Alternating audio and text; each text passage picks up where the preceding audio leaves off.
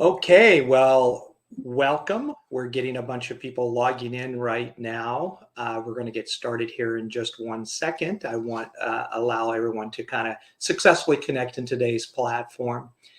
Um, Welcome. My name is Chad McDaniel. I am president and co-founder of Execs In The Know, and I'll get a little bit into who Execs In The Know is here shortly. But folks, I was real interested and excited for today's conversation. We titled this "Bad Actor, Good Customer, Who's Who." And Scott, I couldn't bring a better subject matter expert to this conversation than you and Nitish in your case study. And we'll introduce you here shortly.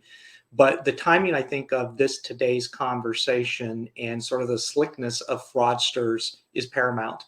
And I really hope today, Scott, that we can really look to how we engage, prevent, and look at creative ideas and continue to stay in front of it. And I think you're going to share some ideas with us through today's discussion.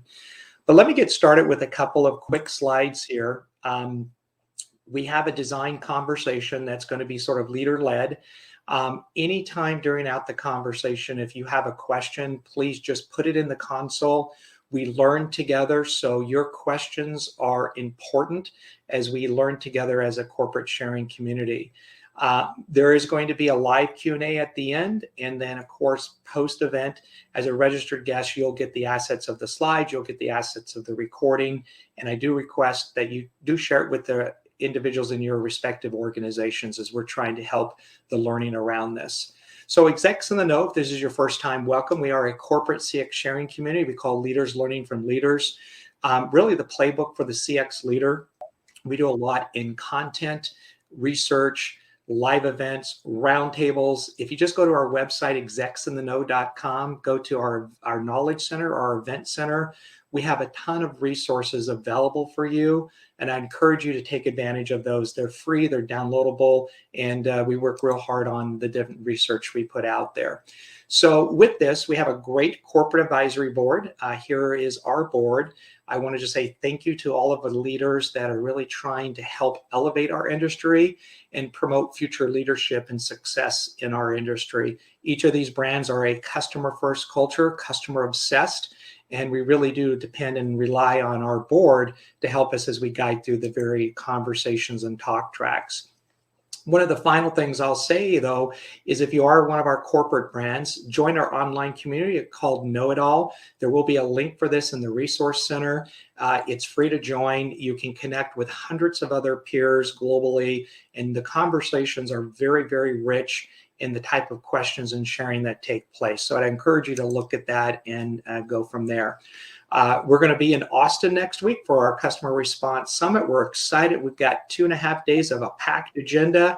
A lot of you may be already coming out to the conference, so I'll look forward to seeing you next week. And then we're going to be in Nashville in September, so stay tuned.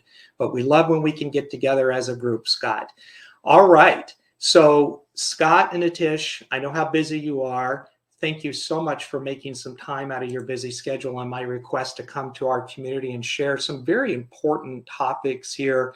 Scott Forder is just an amazing company, and I say that with all vim and vigor and honesty, because really as a trust platform for digital commerce and many other things you guys do, you've helped so many people in our community and really be an active voice. So thank you, Scott, for your leadership and sharing with us. I really appreciate the opportunity to connect again with the community here. Thanks for having us back. And I feel privileged to be joined by Nitish today. So by means of quick intro, hey, I'm Scott. I lead the marketing function at Forder. That includes a bunch of our first party research into fraud industry trends, et cetera. And Nitish is a long-standing Forder customer. Fraud prevention is on his plate along with a whole bunch of other things. Nitish, maybe you could briefly introduce yourself to our crew today. Sure, happy to. So name again is Nitish Pandit, Senior Director of Finance at Priceline. I manage 3 functions, basically. One is consumer risk, which includes fraud prevention and chargeback. Second is payment operations. And third is consumer compliance, which basically as a US company, making sure we don't do business with sanctioned countries, designated nationals, and the likes of it. Being with the company for 23 years. And my goal in my role is to make sure that our consumers have a seamless and frictionless experience booking travel so that they can enjoy the moments and create memories. So that's my goal. So thanks for having me here today. Well, That's Nitish, great. congratulations on a great, long, successful career. And hope another 23 more to go. But Scott and Nitish, I really want to have an honest and real conversation. I think there's some key things that we need to get to as a community and continue to kind of share some of these nuggets. So I know you've worked hard to put together some slides and some case studies. So I'm going to turn it over to you two now. But let's try to be as transparent as we can. Okay. Promise. Sounds good. Awesome. Thank you, gentlemen. Right on. Thank you. Yeah, what we want to talk about today really is, the relationship between fraud prevention and customer experience. And Nitish is going to share some of the learnings that Priceline has had in a period of pretty extreme change in the travel industry. And so with that, let's jump right in. As a little bit of context, we're going to rewind the clock to 2019. Priceline is part of the Bookings Holdings Group. And at that aggregate level, Bookings Holdings had some pretty impressive performance back in 2019, almost $100 billion in gross travel bookings, 845 million room nights, 70 million active Genius customers in the company's loyalty program. And the travel industry was in a pretty exceptional place. Of course, we all know that the following year, the pandemic hit and the travel industry was significantly affected. A huge decline in international travel, almost 1 billion fewer travelers than the prior year. And that put a lot of increased pressure on financial results. This is a time when we need to be conscious about every decision that we make across the digital commerce journey to optimize every step along that process. Nitish, from your perspective, maybe you can comment here on what it was like to be on the inside at Priceline in this period of time. Sure. So as we all know, right, travel sector was one of the sectors which was worst hit. So at that point, each booking counted way more than a booking. In some cases, as almost all travel industries might agree, it was a matter of survival for most of us. So that's where Priceline, the risk team, was forced to think a little bit out of the box to find opportunities even during these challenging times to make sure that we work with FOTA and collaborate to make sure that we differentiate between the good customers and the bad actors and make sure we accept each and every genuine booking and making sure it doesn't impact our customer experience, which, as I said, is very important factor or a part of my I think there's some parallels, right, Nitish, to present day for some of the attendees who are facing also a challenging economic environment in 2023, right, where every transaction is perhaps worth, like you say, a little bit more than the historically the value of that transaction. You got to think about not just the value of that single transaction, but the lifetime value of that customer and making sure that they have a great experience. And so we have to treat them like good customers. Exactly. Yep. So one of the things that we wanted to do to start here was to share some anecdotes from Nitish's experience at Priceline in this challenging period of time when things were changing, including consumer behaviors, and how certain insights surfaced that allowed Nitish and the Priceline team to distinguish bad actors from good customers in ways that were material to the business. So one example, right, Nitish, is that historically, an indicator of a bad actor is when a fraudster takes over a good customer's account, you start to see some changes in behaviors. Right. And the Priceline team was seeing some changes in behaviors in that there was a significant increase in new customers that were booking hotel rooms in the same zip code as their billing address, which is kind of an odd behavior, right? That is true. And at first look, right, we were scratching our heads. It looked like fraud. And we were scratching our heads as to why would a consumer actually try to be booking hotel rooms in the same zip code, when you can stay home, because we almost were in the lockdown phase in the first 3-4 months of the pandemic, right? So, and again, as I said, for each challenge, there comes an opportunity along with it. So we did a deeper dive. We saw a lot of these bookings were coming from hospitals, right? So that spawned the question, is there something that we are missing on? When we did a deeper dive, actually what we found out was these bookings were actually for the first responders, the nurses, the doctors who were on the battlefront fighting the COVID battle, and did not feel comfortable going back to their near and dear ones once they had, done their job, because they didn't want to take the sort of the viruses back to their near and dear ones. So what the hospitals were doing was finding a place of comfort where they can go rest for some time, and then come back to the battlefront again. So it was an eye opener. Basically, when we found this pattern, we worked with Forter to make sure that the models actually take this into account. And that's where I think one of the things which we will be touching multiple times during this conversation is taking into account the actual persona, the total persona of the consumer versus certain attributes which might look suspicious initially, but when you take the entire persona of the customer, it does make sense. So this was one of, I feel really happy because I always talk about making it seamless and frictionless for our consumers. Here was one opportunity to actually, work and find the genuine customers who are actually in need of this hotel rooms so that they can go back and just rest and go back to the battlefront the next day.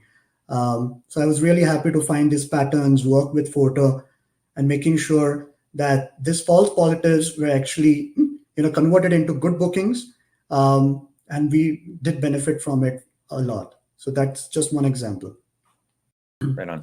As a second example, an indicator that we see of fraudster behavior is that they try to narrow the window of time in which they can be caught. And one of the things that the Priceline team saw in this period of time when behavior was changing is that there was a significant increase in spontaneous bookings, where there was a very short time window between the booking date and the travel date or the stay date, right? Right. And this is a great example because short window has always been an ammo for fraudsters, right? Because it's very difficult to detect. It's very difficult to act upon, even if you want to review the transactions. In most cases, the fraudsters are actually standing at the hotel rooms or in front of the hotels, booking it on the apps. And there's very less that you can do to prevent these fraudsters from actually taking benefit of these transactions.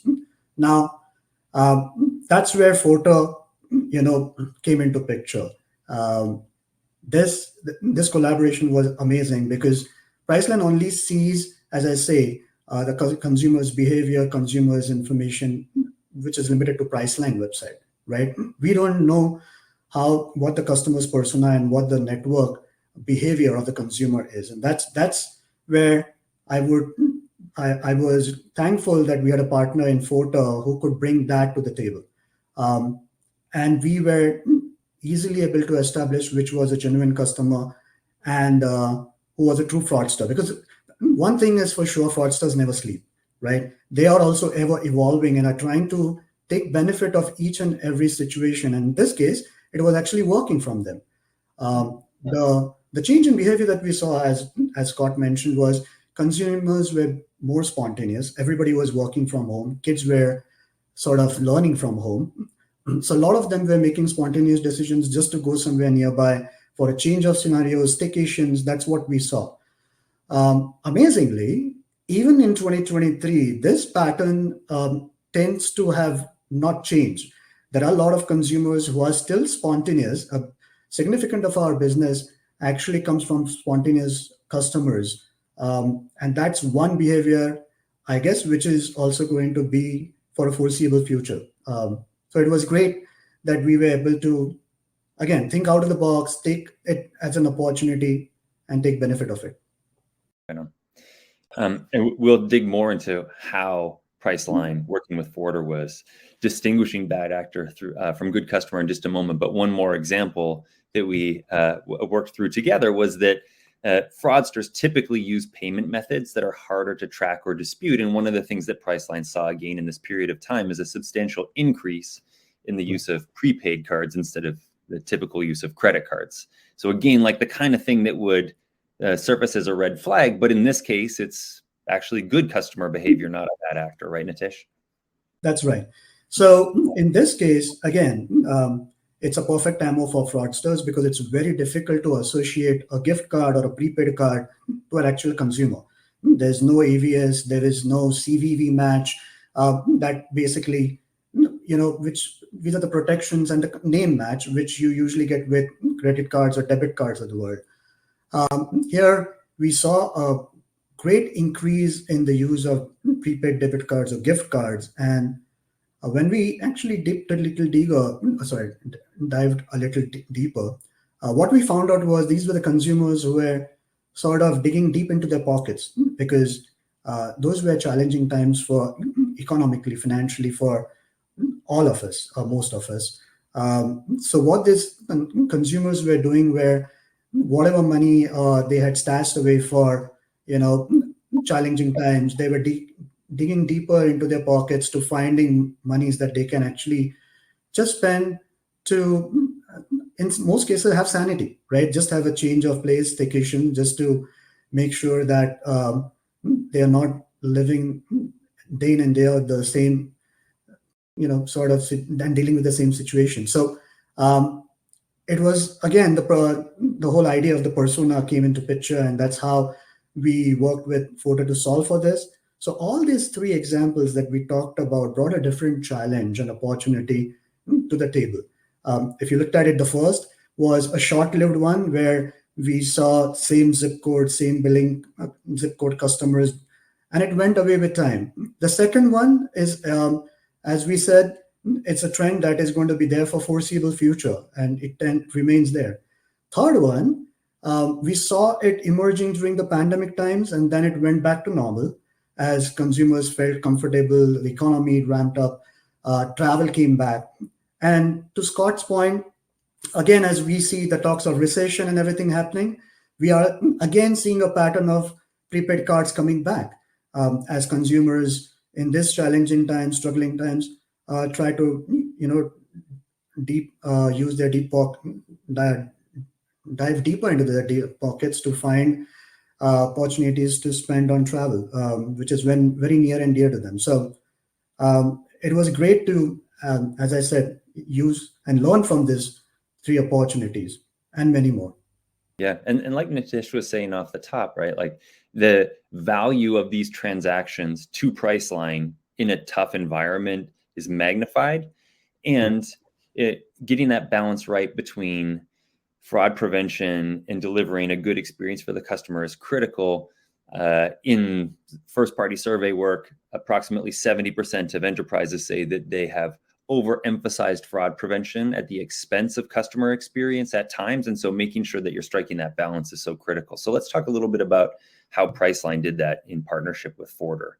There were some changes in approach that enabled Priceline to distinguish bad actors from good customers. One of those changes was an abandonment of rules in favor of identity-based decisions. Nitish, earlier you talked about the importance of understanding the persona behind the transaction. Maybe you can share a little bit more there. Sure. So as we said, right, we dealt with a lot of different situations which we had not dealt before during the pandemic times.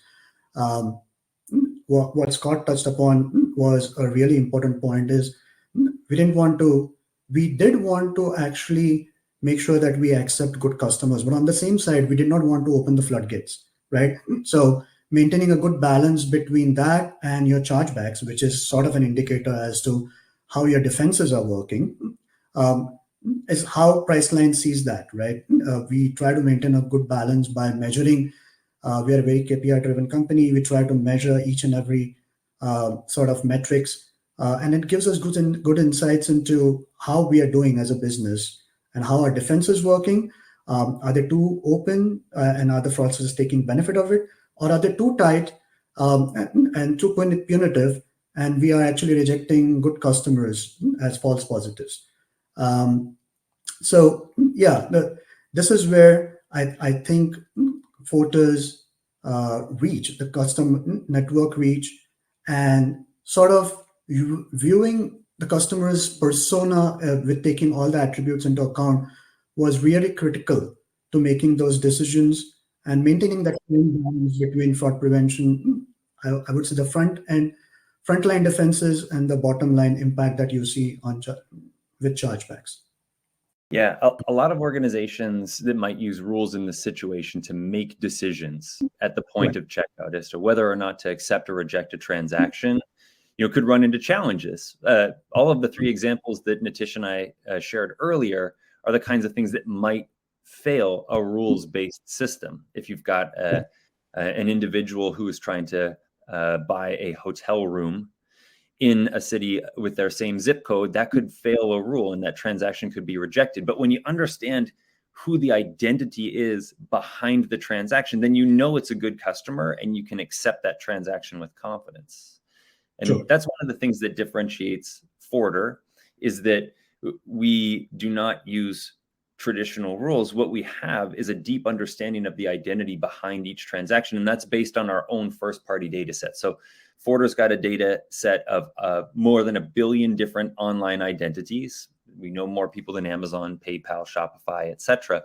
So when an individual is transacting with Priceline or any of our other merchant customers, there's an extremely high likelihood that we know that online identity, that we've seen them before and can pattern match them against our graph. And we can, with confidence, say that this is an identity you can trust or not. And that way you can make a decision with a high degree of accuracy. Nitish, one of the other things that matters in your approach is fighting fraud and enabling good customer transactions as a consortium of merchants, rather than on your own data set, using a larger data set to make those decisions, right? Exactly. And that's what I touched upon before, is Priceline, as most of the merchants, is limited to the view that we have on the consumers based on the information that is provided by consumers to Priceline and the history that we have on those consumers, right?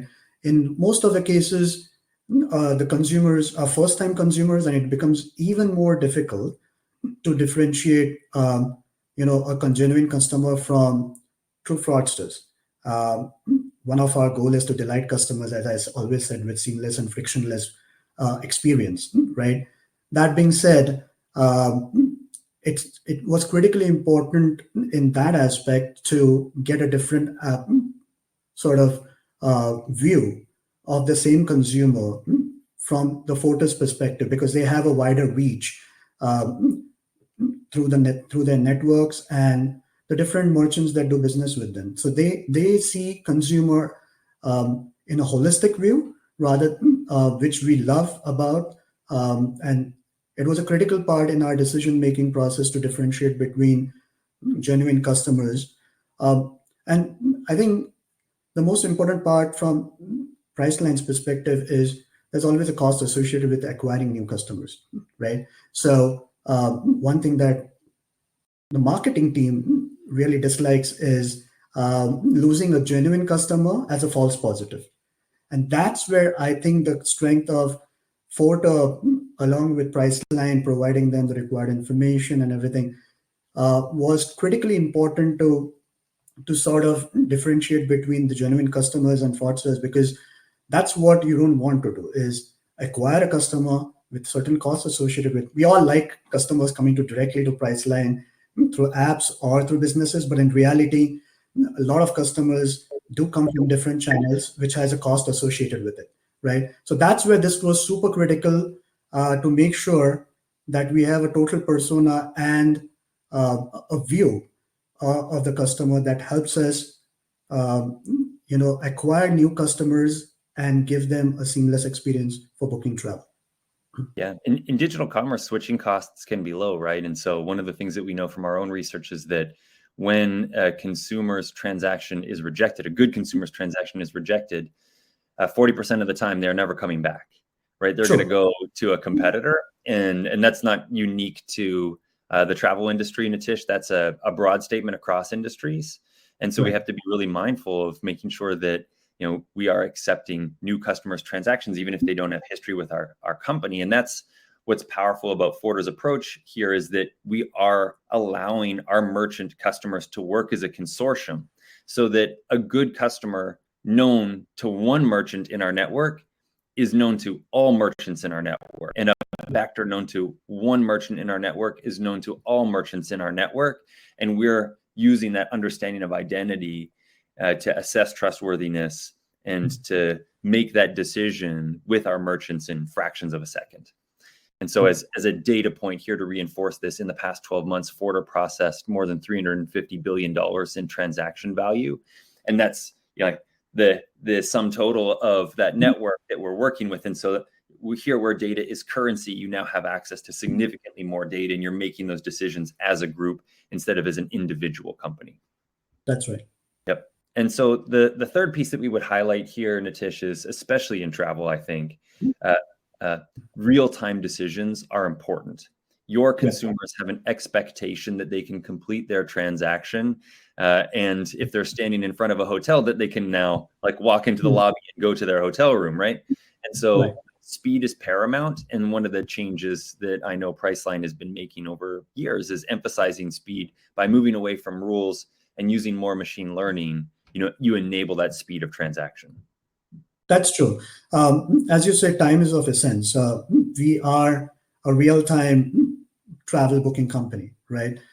So what you said is exactly true. There are a lot of cases with the spontaneity that comes from the consumers. They are actually standing in front of the hotel trying to book. So having any lag or in our decision-making process just doesn't work for us, right? So time is of essence always, and that being accurate is more critical, because, as I said, just by making real-time decisions, we don't want to open the floodgates for fraudsters to take benefit of that, right?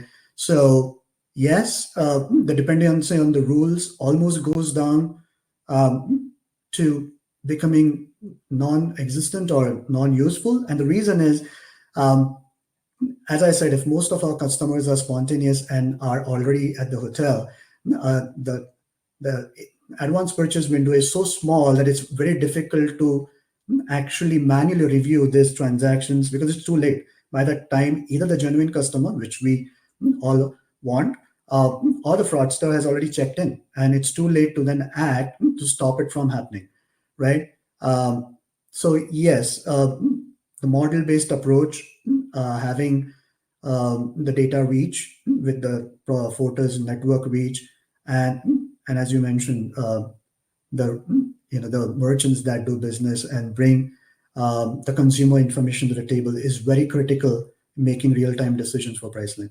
Yep, right on.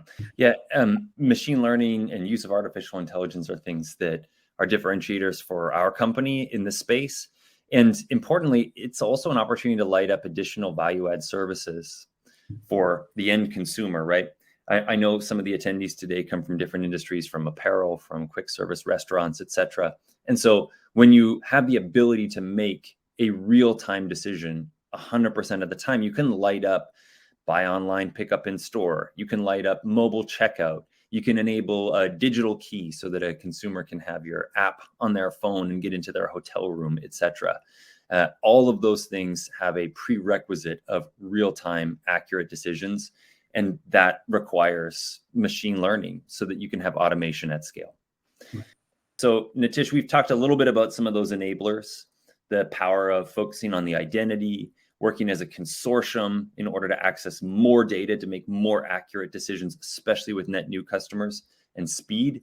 Let's shift now to talking a little bit about monitoring and metrics. So there's a little bit that we can share here. To me, one of the key points is that in your role at Priceline, you have access to a lot of critical consumer data. You understand what trends are emerging in terms of payment methods, in terms of behaviors, et cetera. And there's a chance to surface those across the organization. Because one of the things that I hear now and then from fellow CMOs or chief customer officers, chief support and service officers is, hey, fraud's not really my problem. That's somebody else's domain. Now, by definition, if you're attending today's webinar, you don't have that mindset, which is great, because there are real opportunities here to affect the customer experience and to create new revenue generating opportunities, better customer experiences, et cetera. So maybe you can share a little bit about how you've worked across Priceline's organization to surface some of this insight in a material way. True. So Uh, what you said, Scott, is really true. Fraud prevention was always thought about as a back-end process, right?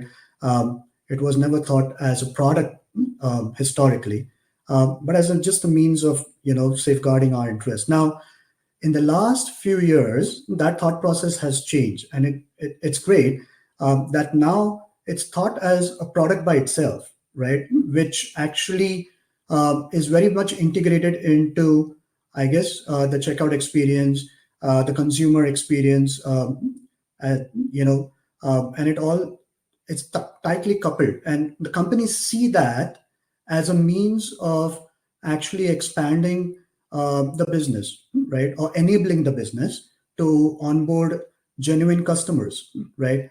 To your point, it was a journey.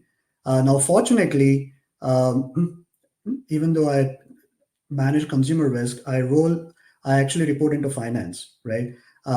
So Priceline CFO very is very involved as far as making sure that the top line and the bottom line, which is fraud prevention and chargebacks functions, are very near and dear to his heart. Priceline is a very KPI driven company. We measure approval rates, reject rates very closely, which are major drivers for the business. But one of the things I found as a blessing was actually reporting into finance. The CFO sets a tone for a lot of the decisions that a company makes, right? And having an ROI based approach to put projects in front of the CFO, who can then help you prioritize those risk projects, which used to be back burners for a long period of time. When I'm talking about 4 or 5 years back, when it was thought about as a back-end functionality rather than product for enabling business, right? So that was a great change, and fortunately, it's working great for Priceline, right? The second is the CMO, as I already touched upon. One thing that the CMOs always hate is acquiring a good customer, spending a lot of money on it, and then it being rejected as a false positive, right? So having a conversation with them, bringing them to the table, making sure that they understand that this is actually a growth enabler for consumers, for getting genuine customers onboarded, doing more business with Priceline, was a great experience, right? And they were all ears for that because that's what they wanted to hear, right? So that was a good experience. Now coming to the customer service side, we always know it. As I touched upon multiple times, it's always about customer experience, right? You don't want a customer to have bad experience. One of the key contact rate is also one of the key indicators which tells you about a customer's journey and how they feel about their interaction with Priceline, right? The more contact you have for different issues that might be, that tells you that their journey is not as smooth as you intend it to be, or as seamless as you intended to be. So Priceline is, with all these learnings that we had, like if you talked about pandemic times, almost all merchants struggled with the contact, right? The consumers were flooding the phone calls, trying to get cancels because nobody could travel, right? There were a lot of learnings which Priceline took and has heavily invested in self-service functions, which makes it easier, more seamless for the consumers to interact with Priceline, right? And to sort of make their own decisions based on policies. So those are the lot of things that actually I was, able to work with different departments, the finance, marketing, customer service, to bring them to the table, make them understand the value of what fraud prevention brings to the table, and selling it as a growth enabler rather than, a back-end function. So that was super critical. Right on. Yeah. So, hey, consider this your call to action if you are attending today's webinar, because I know the Execs in the Know community includes a lot of marketing leaders, a lot of customer service and customer experience leaders. The call to action is to go and spend time with whoever in your organization owns fraud. set time on their calendar today and talk to them about what they know about your good consumers and bad actors, and make sure that the incentives across your organization are properly aligned. Your marketing officer is thinking about customer acquisition costs and promotions and coupons, and has a strong desire to make sure that those are being used effectively. And if you're blocking good customers who are coming to your company for the first time at point of checkout, then you are not fully realizing the power of the programs that you're building as a marketer. And if you're a customer support or customer service officer, or you're in that domain, look at what percentage of your calls are coming in are good customers that are frustrated by transactions or interactions that they're having across that digital commerce journey. Because we've had enterprises that have worked with us here at Forder to make more accurate decisions at those critical points along the journey, and have seen huge decreases in customer support call volume by addressing challenges that customers are having earlier in the journey. So that's about getting the balance right. And as industry benchmarks in the travel industry, the average chargeback rate is about 0.4%, and the average approval rate is about 90%. And we can't get into Priceline specifics, I know, in this forum, Nitish, but I think your performance is better on both of these than industry averages, because of the fact that you're focusing on the identity, that you're using a broader set of data, and you're making these decisions in real time. That is true. And as I touched upon before, we always like to measure these two very closely, because they have a dependency, right? As I said, chargebacks actually tell you a good story about your defenses, right? Are they working right? Are you maintaining a good balance? Just having a chargeback rate, pretty low rate, doesn't mean that you are actually achieving what you wanted to achieve in the first place, which is you might be actually declining genuine transactions as false positives, right? So maintaining that good balance where you know your defenses are working good, you're letting the genuine customers through, but measuring that and making sure that a lot of customers are not filing fraudulent chargebacks, and sort of creating that loop, feedback loop into your frontline defenses or fraud prevention solution is very critical. So that's where we have created, as I said, a lot of metrics, KPIs, feedback loops from our chargeback systems into our fraud prevention models with FOTA to make sure we maintain that fine balance and make sure our defenses are fortified, and we give our customers a great experience at the end of the day. Great. One of the things that Chad talked about off the top is making sure that we take an opportunity to plant a couple of seeds in terms of other things that we're thinking about. And so we wanted to close with a couple of those next steps in terms of our relationship, Forder and Priceline, and some additional topics for further exploration and follow-up conversation, perhaps with members of our audience today. One of those is understanding true approval rate. So it's one thing, like on the previous slide where Nitish, you emphasized the importance of balancing chargeback rate and approval rate. Sometimes we stop at thinking only about our approval rate as a merchant. What percentage of transactions are we approving? But after you're making a decision, it goes to an issuer, and that issuer has to make an authorization decision also. And the thing is that issuers don't always make the right decision. And that's because they're not working with as much data as we get to work with, right? So an issuer's decision is based on a limited set of card details, merchant details, a transaction amount, a CVV, but there's additional data that we can share with an issuer, like billing and shipping address, email address and IP address and screen behavior and device details. And with more data comes more confidence that the issuer can make the right decision, or in some cases, the issuer will defer that decision to a solution provider like Forder because they know they can trust the integrity and the accuracy of our decision. So thinking about issuer authorization is key. It's very clear. What you said is on spot. Usually, like what we tend to do is we, as you said, we measure our successes individually, right? We might have an approval rate of 90%, but whether it's great, we don't know. So again, Priceline tries to sort of also benchmark us, or try to get information to benchmark our approval rates against industry standards. we might be at 90%, but the industry standards might be at 95, which tells us we are not doing that great and need to actually do something about it. On the flip side, we might be at 95 and the industry standard would be 90, which gives us some comfort level. We are doing something right.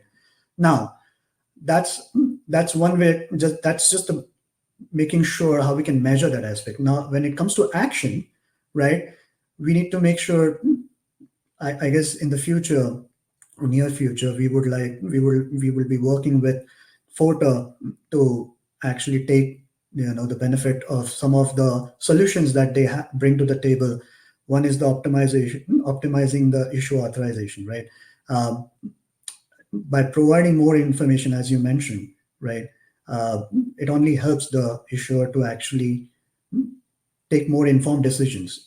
And one thing as a merchant that I really dislike is the do not honor bucket, right? Which is like a black box to most of the merchants. We don't know why the issuers are actually declining. In most cases, we know it's because of the fraud suspect. In most cases, that's what it's meant for. But you have no idea what the actual reason is. It's like a generic bucket, right?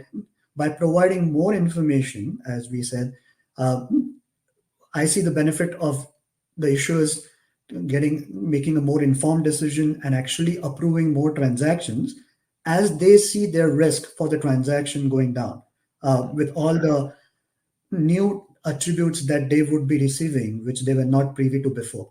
So that being said, this is one of the solutions we are looking forward to in the coming near future. And the numbers on this slide are illustrative. These aren't Priceline's numbers. It's just to make the point that there's an opportunity for a little more inspection here, moving beyond focusing only on the merchant's approval rate to look at the real approval rate across the critical decisions at point of checkout here. So for example, you could say, hey, we are already approving 98% of transactions. We've got a super high approval rate. Okay, but what's the issuer's approval rate? In this example, if it's 88%, you're not actually approving 98% of transactions. Only about 85% of them are being completed. And then the question to me is, well, like how much is being left on the table? Is it realistic to reclaim some of those dollars? So if the issuer is approving 88%, they're declining 12% of the transactions that are coming through to them. And we know from our own research that about 1 in 5 bank declines are due to suspected fraud. So about 20% are due to suspected fraud. And about 40% of the time, those declines are actually good customers that the issuer is rejecting. And so the simple math here is that in this example, which is not unreasonable, you would be leaving about 1% of potential revenue on the table, which is significant, especially as we were saying off the top today, in the current economic environment. You don't want to leave this money on the table. If you can work with the issuer to increase their confidence in the transactions that you're sending across, you can increase their authorization rate. You can remove these false declines, negative customer experiences, and more revenue for your business. True. And that 1% is huge, actually, to be true. Yeah, absolutely. And one of the ways that we can do that at Forter is using 3DS, so data secure technology. You might think about this as multi-factor authentication. Sometimes 3DS is a dirty word. We look at that and we say, well, this is disruptive to the consumer's experience. It's an additional hoop for them to jump through. But 3DS can be used in a really selective and smart manner. For example, it can be frictionless. It can be in the background, so it doesn't affect the consumer's experience at all, but it's a way to gather additional data that can be shared with an issuer, and it can be applied selectively, not to all transactions. You wouldn't want to do that in blanket fashion. If you know that somebody is a good customer and you know the issuer will approve that transaction, you don't need that incremental data. But at Forter, as an example, we can identify which transactions would be viewed as borderline. So the issuer may decline that transaction, but when you selectively apply 3DS to gain additional data and you can share that with the issuer, you're increasing the likelihood of them authorizing that transaction. So the bottom line is you can apply 3DS in a smart way, in a selective way, to a subset of transactions that are likely to be approved with that incremental data. And often that data can be gathered in a frictionless manner in the background. So this is a powerful way to use data to increase your total approval rate. Now let's come full circle, Nitish. At the start, we talked about the importance of looking across the digital commerce journey. And that starts at account sign up and log in and then order and then payment authorization like we were just speaking to, through to chargeback claims, returns, an item not received. And like you're looking across this entire journey. And I think that that's one of the things that distinguishes your program that you're running at Priceline is this holistic view of digital commerce. That is true, because each aspect, as you touched upon, account creation, payments fraud, authorization, improving the authorizations, 3DS, does bring a different benefit to the table, right?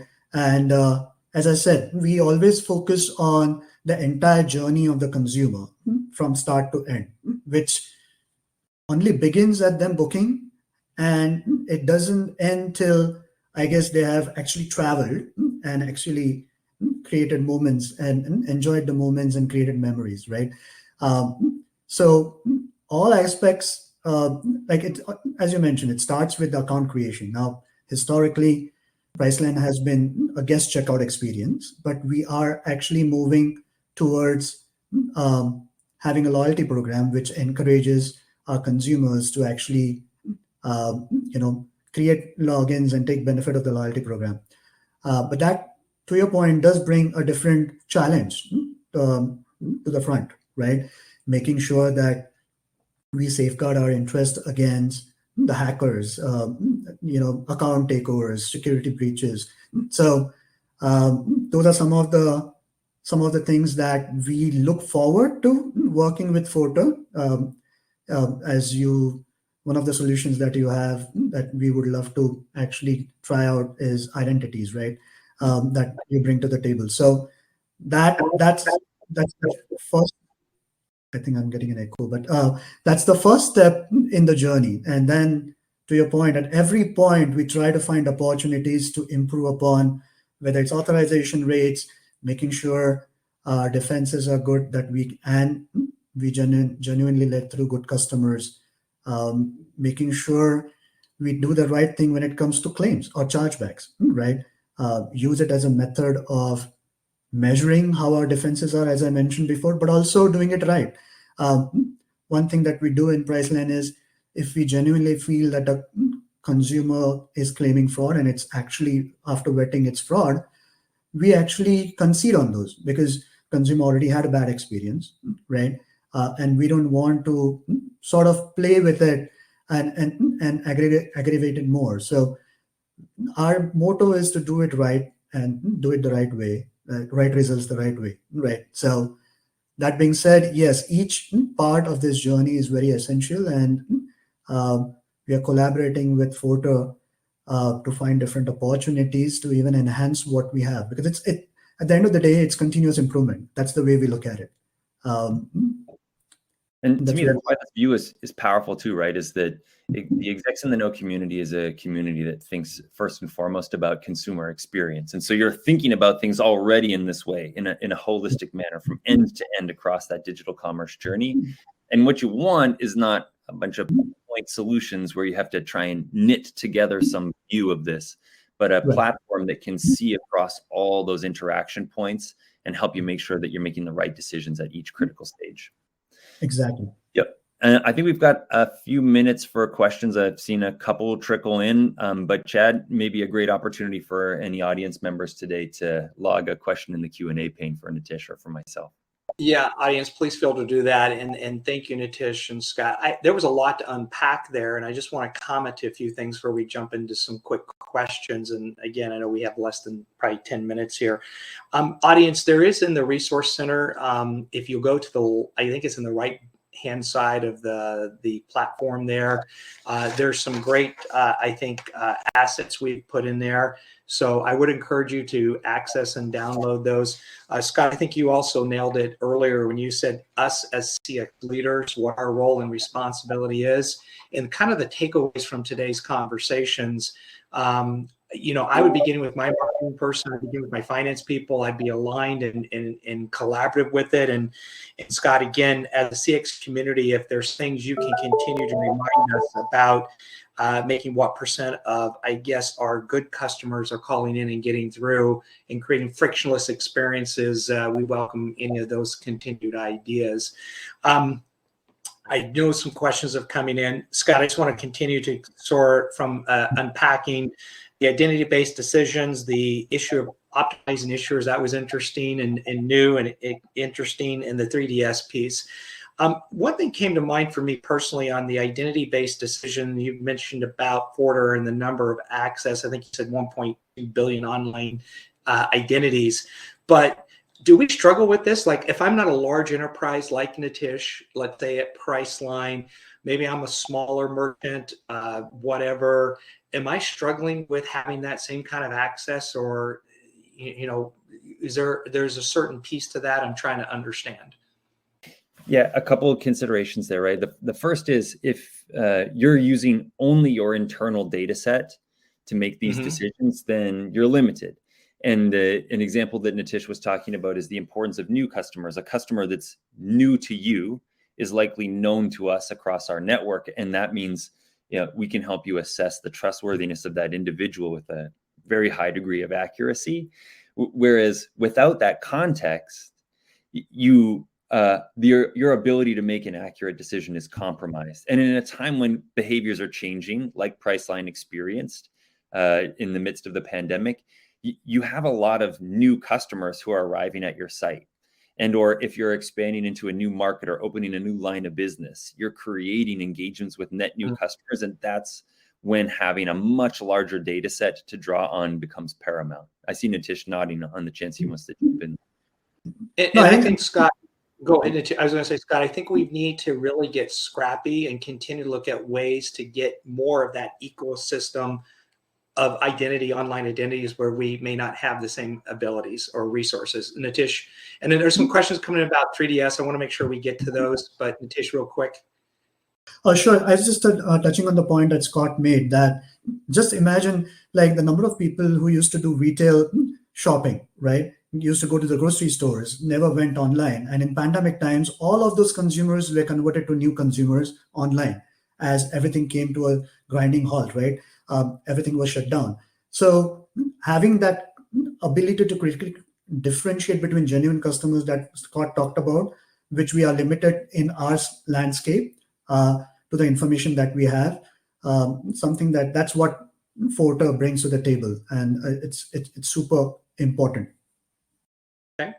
Well, Brady, thank you. I'm going to just start moving some rapid fire questions here, gentlemen. So let's try to be as quick as we can to answer, but the best way possible. Is Priceline using 3DS already? And so, first of all, yes or no, Nitish? No. No. Okay. Scott, then I'll give the second part of the question to the customers that you're aware are. Has there been an impact on authorization rates with 3DS if they're using it? Yeah, especially if you're doing business in the European Economic Area, you've got some regulatory considerations. This directive called PSD2. Some people on the call may have heard of it. I won't geek out on it too much, but the implication is that you might want to use 3DS across all of your transactions, and that creates extra friction for the consumer. So what we found is that we can work with businesses to exempt about 85% of transactions from that incremental verification requirement. So that removes friction from the consumer's experience. And by selectively using 3DS, we can increase conversion rates by somewhere between 6 and 10%. And so there can be a very, very material impact. And if you want to follow up and do a bit of an economic impact analysis, I'd be happy to have that conversation. Yeah, and one thing, Hugo, thank you for your question. Audience, please get your questions in because this is our opportunity. But maybe we think of a live stream, Scott, you and I, and we just do kind of a Q&A, ask anything kind of thing. And I just feel there's all different sizes of organizations and just different pieces to it. So maybe it's kind of an ask anything scenario we do. Hugo, thank you for your question. Scott, any special techniques, fraudsters creating what Hugo was saying is burner accounts using a VPN cloak We have reports that show there's a number of new accounts created in the last 60 minutes. What else, Scott? Yeah, I think that this is the importance of making an identity-based decision, because fraudsters are savvy. They're professionals, right? Like it's their job. And so they're pretty good at masking certain elements of their identity to bypass rules-based systems. But a company like Forder is looking at thousands upon thousands of attributes for each identity in our data set. And there are attributes that fraudsters cannot easily manipulate. And that's why we're able to accurately assess trust of the identity of the persona, as Nitish was saying, and not worrying about rules, because that masking can circumvent the rules, but they ultimately cannot mask who they are. And that's what we are focused on. Scott, can you go back one slide to the 3DS slide? It's right before this one. And by the way, I love that journey, digital commerce journey thing. I appreciate that. Alicia was asking resources to learn about 3DS. Maybe again, this is, I'm gonna say emerging, probably not emerging, but again, any resources there, Scott, we could put in the content center, or maybe follow up with, or anything offhand. Yeah, for sure. 3DS can be misunderstood, and it can be misapplied, and it's worth investing the time to really understand how to use it effectively. Obviously, this is something that we've been talking about with Priceline and Nitish a whole bunch recently. We do have some great resources. I can make sure that those are shared with the Execs in the Know community, and if anyone wants to dig in, they're welcome to follow up with me or anyone on the Forder team. We'd be happy to have that chat. If anyone listening right now has experience in 3DS, just send a quick note and tell me what your experience has been, or just any quick comment about it. Nitish, you want to throw something out? Yeah, so I just wanted to add that my initial answer was no when you asked the question, but it's on the cards for Priceline. We are engaged with Forder to sort of do our due diligence, what benefits it brings to the table, and how we can leverage that to improve our approval rates. That being said, one of the biggest challenges that I'm pretty sure all merchants are facing is the first-party fraud and friendly fraud, right? And this is where the consumer itself is perpetrating fraud against the merchant by claiming fraud just to get their monies back. And this is, I think, where 3DS is going to be super critical and important as a means of sort of defending ourselves. Because the idea is, even though you might have gotten an approval from Forder saying this consumer is great and has a good history, by using 3DS, there's always an opportunity to see if the banks actually feel the same way and are ready to sort of shift the liability or take the liability on. Because these are the consumers who eventually have found a way with the regulations that are so easy in US to file chargebacks, to just claim fraud to get money back on non-refundable, non-cancelable transactions. So that's where I see an opportunity for 3DS to be a differentiator. But as I said, we're actively working with Forder to figure out what those opportunities would be and how they can help Priceline do better in the business. Yeah. Nitish, thank you for that clarification and that kind of continued journey evolution. It doesn't necessarily one and done. It's a continuation for that.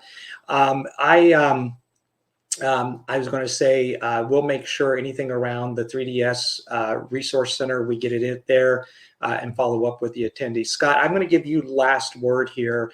We did cover a lot of areas. Nitish, thank you for some great examples and identifying personas and what was taking place and some of the uniqueness and how you guys reacted to it. But Scott, what would you want to leave this discussion on, knowing we talked many different pieces? What would be sort of the closing encouragement here for us? The closing remark would be, get the balance right.